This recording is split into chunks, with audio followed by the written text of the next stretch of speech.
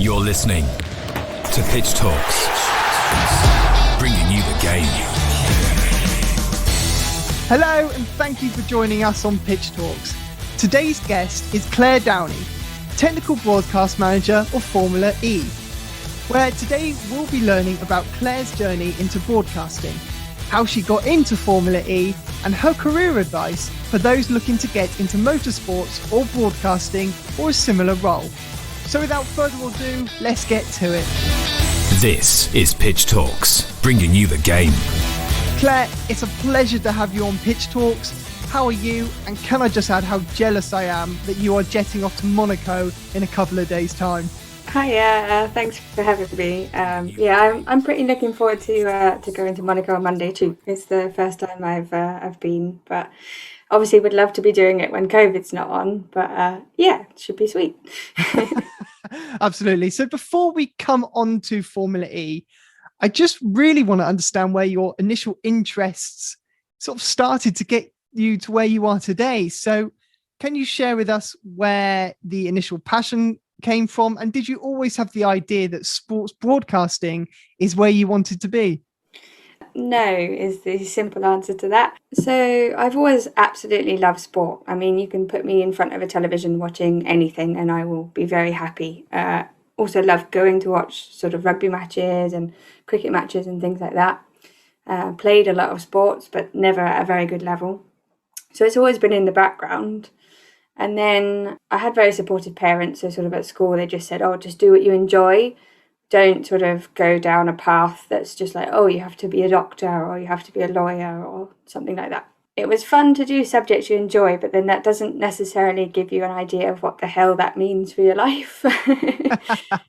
So I knew that I quite liked sciences and I did sort of the whole PE A-level thing at school. Really, really enjoyed it. And then it came to going to university and at the time it was very in fashion to do sports science. And I thought, right, I love sport, love science, what could go wrong? So off I went to Bath. I picked a degree that had a year placement, which came in very handy. And then I finished my degree and I was like, what the hell do I do now? Because not as bad as now, but there weren't any jobs. Or if there were, you had to sort of work and not get paid, which is not really a job, is it? So I was about to sort of give up, just take a year out, learn to drive, all of that kind of thing. And I saw an ad for a company called Delta Tray.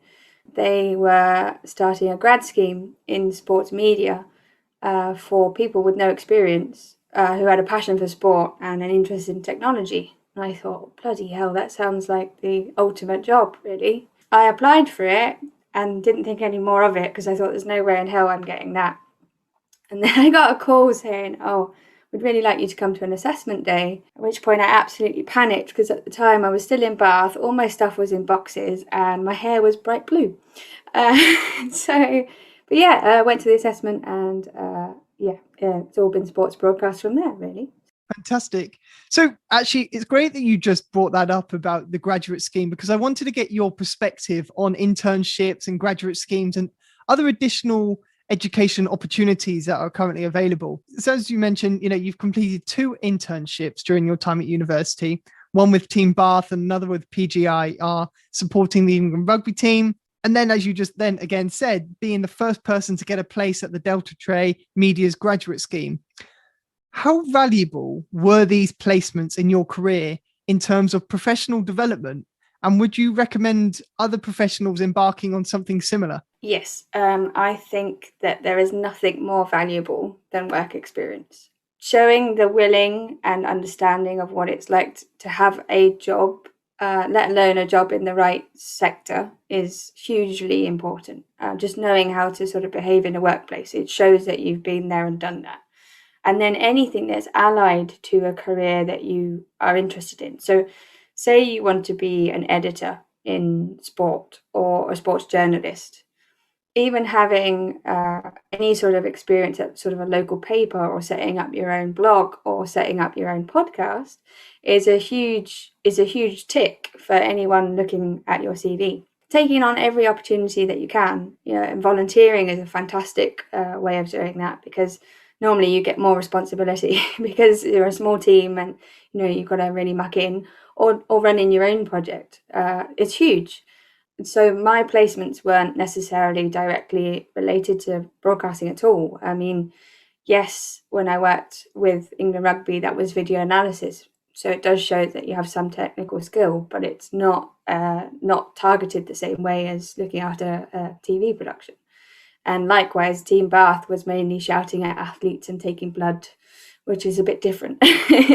But it showed that you could commit to the same sort of hours, you could work with the same kind of people. And, just things like basic IT skills and things like that, it's a huge value. This is Pitch Talks. So I was just going to sort of fast forward then to your current position. You've recently become the technical broadcast manager of Formula E, which is must be massively exciting, especially as Formula E seems to keep getting bigger and bigger. I mean, from your point of view, must be incredibly exciting because it's been given World Championship status. What was it about the opportunity to work in Formula E, apart from what I've just mentioned, that sort of made it really jump out to you? Well, before Formula E, I was working on the women's tennis tour, which was equally fabulous in that you could travel the world and see loads of things. But there are only so many tennis matches you can watch. As much as I love tennis from a car park, there's only so many you can watch. And whilst I still love the traveling and stuff, I found technically it wasn't the challenge I needed anymore. You are filming the same space after all. A tennis court might be in a different location, but it's still a tennis court. Formula E, on the other hand, street circuits, every track is different. You've got way more challenges in terms of how you get those pictures to tell the story and get them back to a rights holder. And then on top of that, there's COVID to deal with, so that's fun.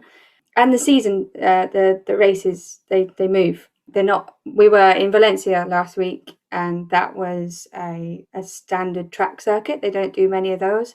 Rome, the 2 weeks before, was a street circuit with whole new areas added to it, which is crazy. And in terms of Formula E, you're totally right. It's always interesting when something new comes to the table in motorsport. You never quite know if it's gonna go right or maybe not.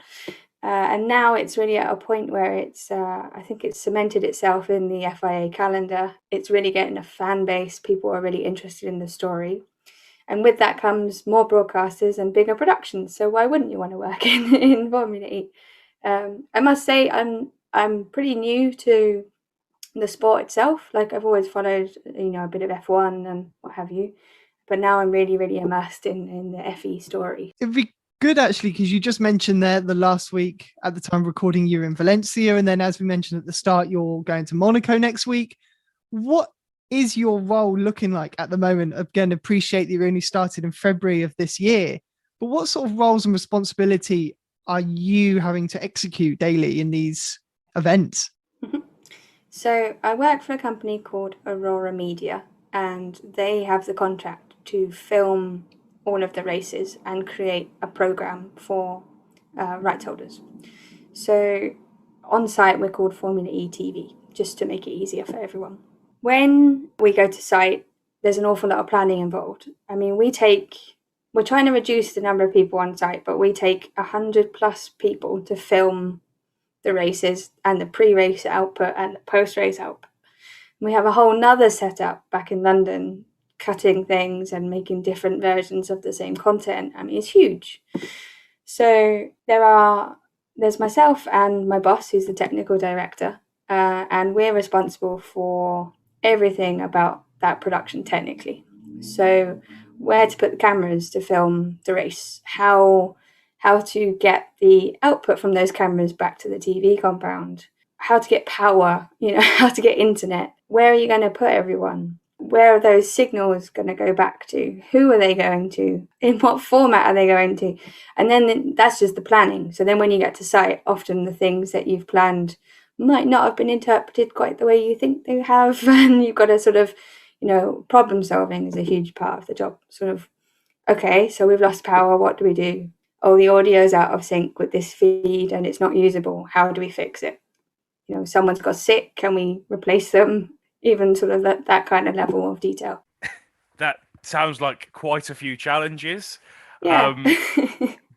I can imagine multiple headaches over the course of a weekend. Certainly when you're, as you said, on a temporary location, especially somewhere that's street circuit, because I would imagine, now obviously correct me if I'm wrong, the Valencia type circuits that are purpose-built race circuits are a little bit easier to manage because things are already in place for events like Formula E. However, the Rome street circuits, the Berlin is a street circuit as well.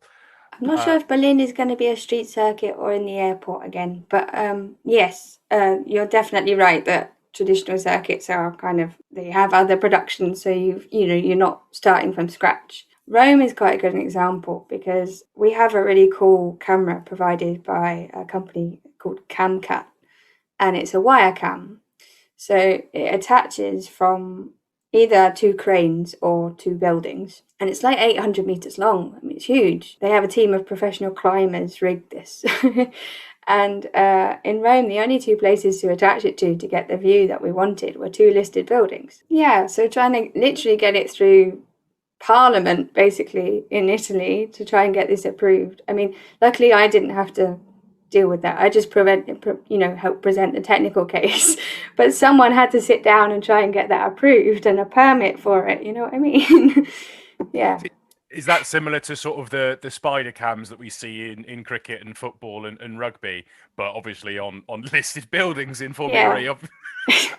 It basically goes way faster as well. I mean, it's like a bullet. I mean, you've got pan, zoom, tilt and everything, but it will keep up with the cars easy. That's fascinating, and especially the sort of the use case of having to use two listed buildings. That's a challenge that you probably getting into Formula E. Obviously, I know you said you didn't personally have to deal with it. It's probably something you wouldn't have even thought of would be sort of on your radar. No. You're listening to Pitch Talks. One thing I wanted to touch on was just going back to sort of the comparison between working on the WTA and now obviously with Formula E, a lot of global travel. Now, is there anywhere in particular that you've looked at in the Formula E calendar that you haven't necessarily been to with the WTA that you're thinking, oh, I can't wait to go to there, or potentially somewhere maybe in 12 months time when things are a little bit less nuts, you go, right, when we go back there, that's going to be so much better? I've been to quite a lot of the countries before on the tennis, but I think the tennis doesn't really give you as much breathing room to actually go and see some of them. Like Monaco is going to be super exciting next week, but I'm also very aware that it's going to be very, very expensive. So looking ahead, a lot of the races this season are in Europe. It's just proving to be a bit easier at the moment with COVID, but they usually have races in Santiago, and I've never been to South America. So been to many places, but I've never been there. So that would be definitely one for the list. I would say that, not the status necessarily, but sort of the image of Formula E. There's certain cities that they tend to gravitate to. Tennis, some of the smaller tournaments I did were in quite unusual places that you maybe wouldn't go to on holiday. Some of them I would recommend, some of them I wouldn't. We've touched on quite a lot in this episode already about the complications, let's say, that the current pandemic has faced. What's it been like working in your role with all these COVID interruptions? Yeah, it's challenging. It's an understatement. The hardest part is on your personal, mental health and all of that kind of thing, because it's hard enough being on the road anyway. I mean, I know everyone says, oh, you're on a holiday kind of thing, but, the hours are very long. You're away from home. You live your life by events rather than months of the year.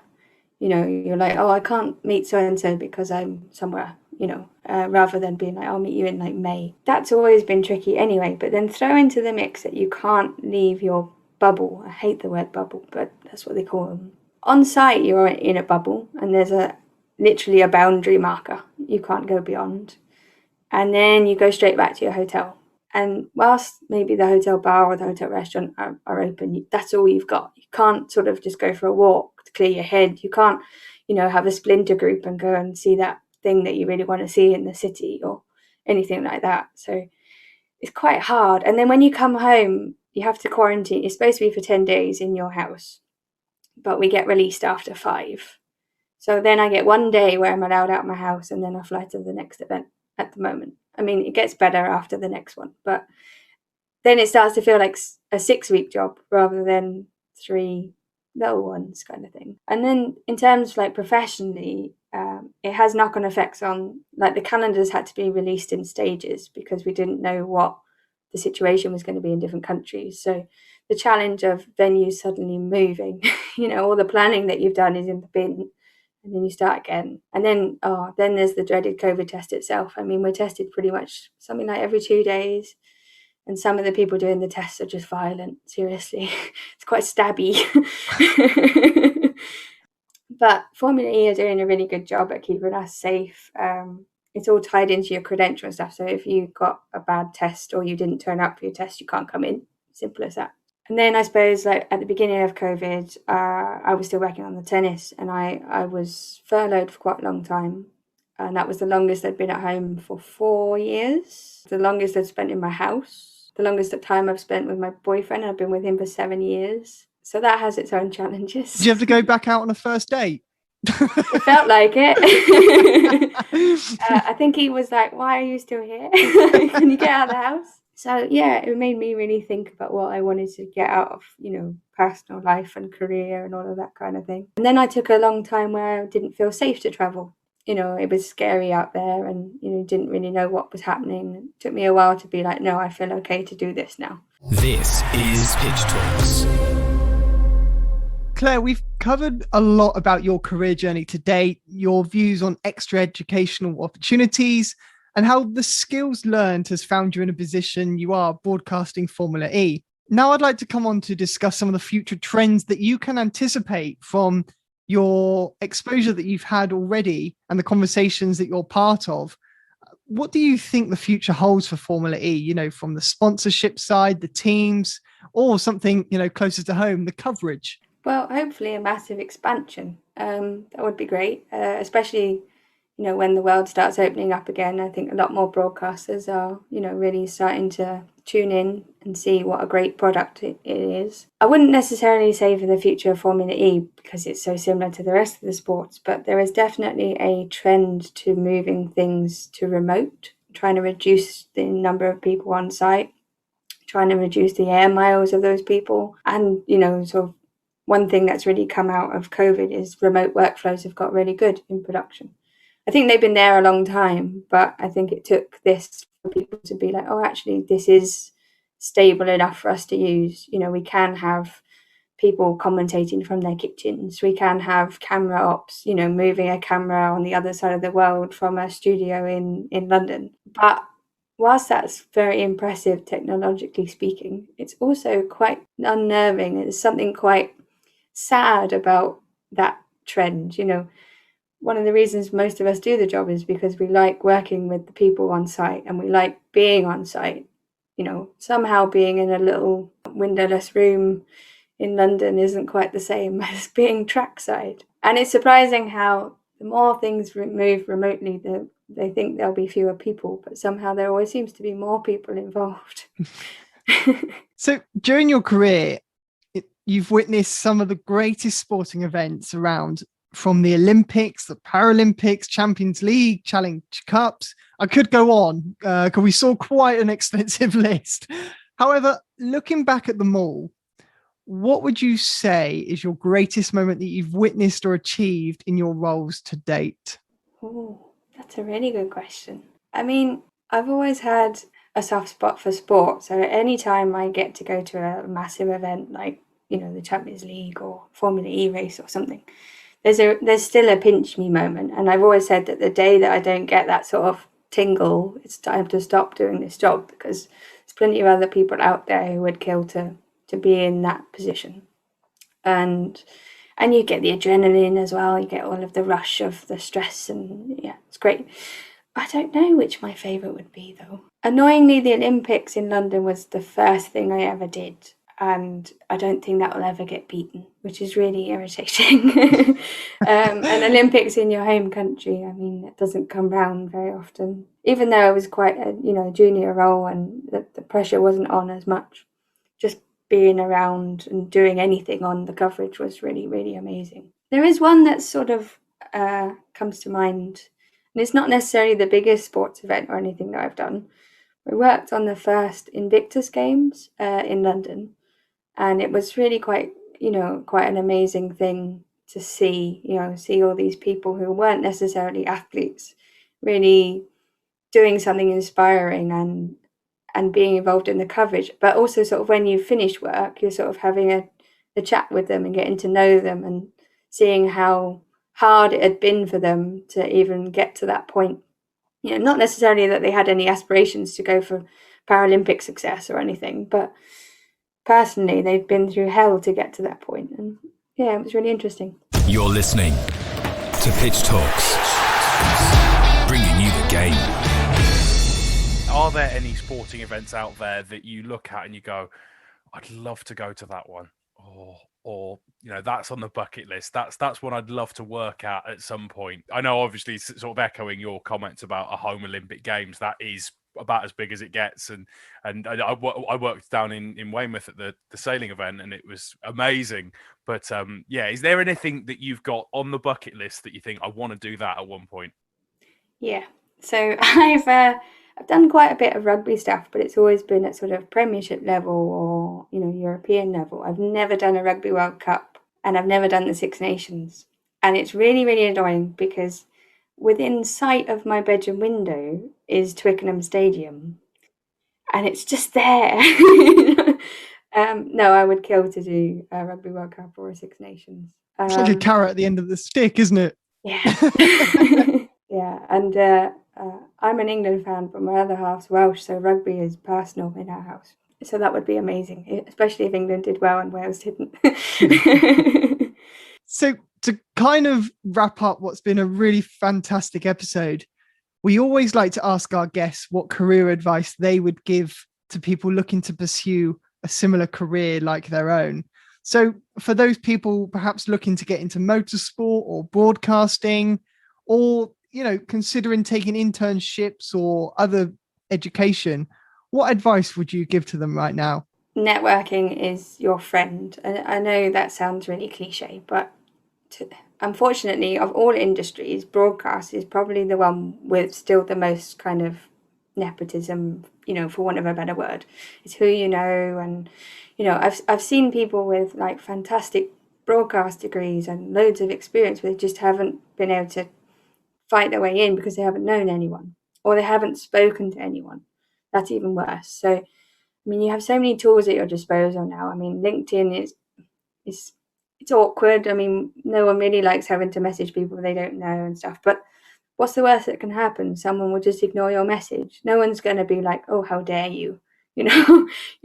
Reach out and ask for help. Unfortunately, a lot of the best experience at the moment starting out, unfortunately, is not paid. Or if it is paid, it's peanuts.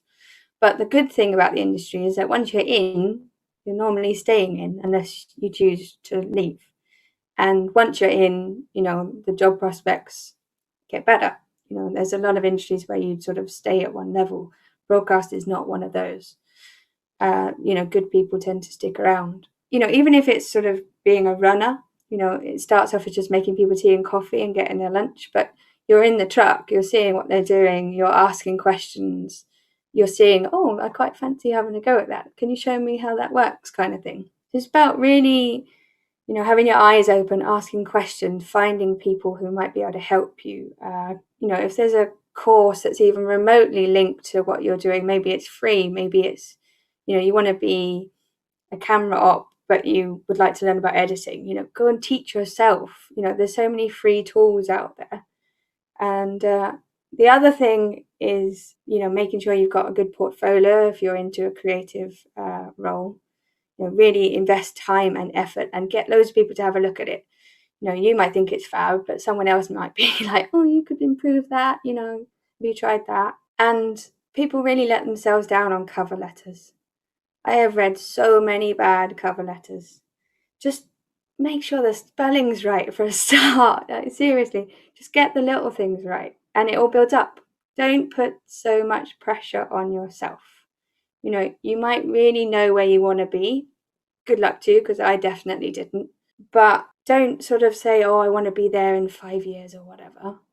do the little things now, and eventually you might get there, but you might get there a funny route. You know, you might end up doing something in a completely different sport or industry, or be open. That's one thing we've learned, that, you know, we've done about 20 different episodes now, and there's not yet been one pathway that is exactly the same. So I think that kind of really nicely articulates what you've just been saying. I have barely met anyone in my industry who's actually done anything at uni with television. They've all found their way in weird ways and forms into the role that they are now. I mean, don't get me wrong, things are changing. There are more sort of hands-on production degrees and things like that. But yeah, I can count on one hand, I think, the number of people who have done those. That's really interesting, especially the comment you made about the covering letter as well. That's often one that people perhaps don't put as much energy into as, say, their CV, for instance. Yeah, and often I will often read the cover letter first, because it's where you sort of learn the most about a person. It's not, you know, what you got in your degree at uni, or your, you know, what courses you've done. It's who are you? What do you like doing? What are you good at? And admitting that you might not be the finished article and that you want to learn is always good as well. Fantastic. Well, Claire, we've really enjoyed talking with you today. It's been great to hear about your career in broadcasting, the fast-paced life of working within Formula E, so insightful experience into internships and graduate schemes, and then finally your career advice, your about 5 brilliant points that you just raised there. So for like-minded individuals, I really hope they found that valuable. So thank you so much for being on the podcast. No worries. You know, if anyone wants to reach out, find me on LinkedIn or whatever, just shout. Thank you, Claire. And if you've enjoyed today's episode, make sure you leave us your review on our Apple Podcast channel or give us a follow on our social media. This has been Pitch Talks, the sports career podcast focused on helping you get into sport. Thank you for listening to another episode of Bringing You the Game by PitchTALKS.